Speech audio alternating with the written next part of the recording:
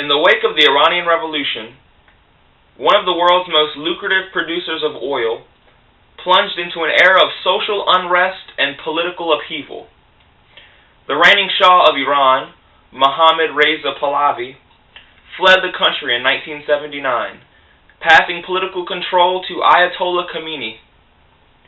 This new regime, paired with the unrest in the Iranian oil sector, wreaked havoc on the Iranian oil production.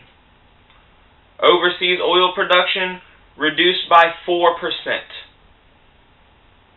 Only a year later, Iran fell victim to the military conquest of Iraqi dictator Saddam Hussein. This was a devastating blow to OPEC and the overseas oil industry. In the United States, oil prices more than doubled from $15.85 a barrel to $39.50 a barrel, an all-time high that would not be surpassed until May 7, 2005. President Jimmy Carter proclaimed that the 1980 energy crisis was the moral equivalent to war. Today, ladies and gentlemen, this war rages anew. The United States, and indeed the entire world, have fallen into a destructive addiction to oil. From the emissions of deadly poisons in American industry to the rising price of gas at the pump, the ramifications of this addiction can be detected nationwide. As oil drillers destroy the world's environment, so too do the refineries and consumers of this oil pollute it. We are trapped in a vicious cycle that demands our immediate intervention. Soon, the world's oil supply will be exhausted, and it is up to us to ensure that the American economy and industry are prepared for this change. As it stands, petroleum dominates every aspect of American industry. Oil is burned to create the energy we need to keep our nation running. Consequently, tons of gases are released into the atmosphere each and every day. Moreover, the United States is increasingly becoming more reliant on foreign nations for this precious fuel. In fact, America imported 24% of our petroleum in 1970. Today, this figure nears 70%, equivalent to $700 billion each year. We are the largest consumers of oil per capita. Occupying only 4% of the world's population, America monopolizes 25% of the oil that is drilled on Earth. But what will we do when the oil is gone? Modern geologists and anthropologists estimate that we have depleted 50% of the world's oil supply. From here, the oil inventory has nowhere to go but down. As supply falls, price and demand will continue to rise to unprecedented heights. These scientists estimate that soon oil production will begin to decline by 8 to 13% per year. After only 11 years, production will fall below 50% of what it is today.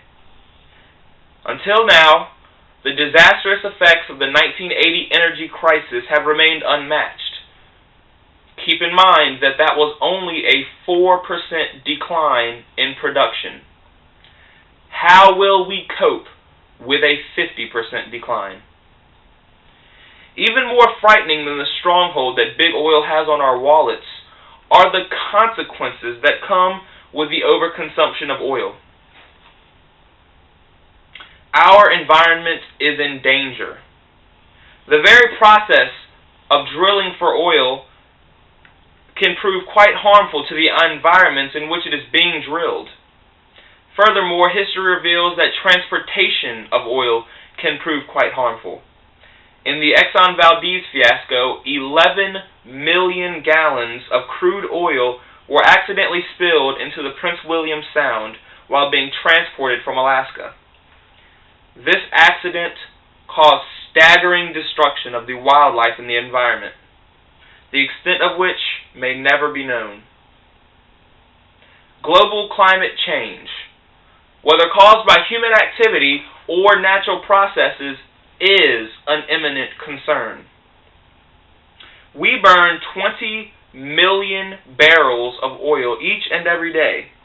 In this process, the United States releases 5,800 megatons of greenhouse gases every year, second only to China, who emits 6,200 megatons with a population that is 3 times that of America's.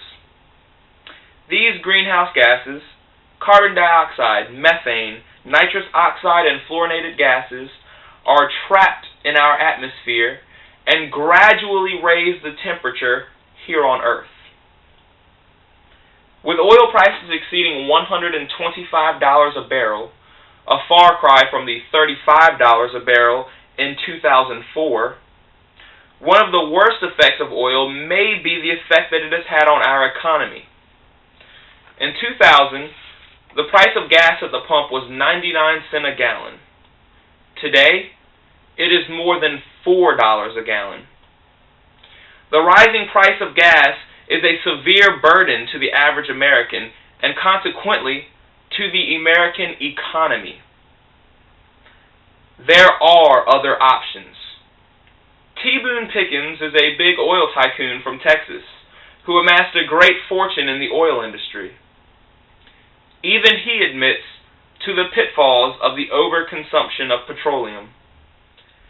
On his website, he proposes a plan to reduce American dependency on foreign oil. Primarily, he supports the extraction of natural gas for use of transportation. The United States is home to the most massive natural gas reserve in the world. 22% of the electric energy that is produced in this nation comes from natural gas reserves. Modern estimates of the power of wind energy claim that we could harness wind power to replace that 22%. That natural gas could then be used to fuel American vehicles. In a car, natural gas emits 30% less greenhouse gases than does oil. Furthermore, natural gas is a far less expensive fuel than petroleum at less than $1 per barrel. Furthermore, natural gas is a far less expensive fuel than petroleum at less than $1 per gallon. Still, we use less than 1% of the natural gas that is extracted from the earth for use of transportation. It is time to finally close the book on oil dependency in America. Experts say that we have between 15 and 45 years worth of oil left in the world. Who knows how long it will take for America to fully develop an entirely new system for fuel consumption. We must start now. This oil addiction must be stopped to reduce American dependency on OPEC and unstable Middle Eastern governments, and also to slow or reverse the effects of global climate change. Senator Barack Obama, Democratic nominee for President of the United States, points out that, quote, as a result of climate change, glaciers are melting faster. The polar ice caps are shrinking. Trees are blooming earlier. More people are dying in heat waves. Species are migrating, and eventually many will become extinct, end quote. Ladies and gentlemen, the time to act is now. We must not delay. Thank you.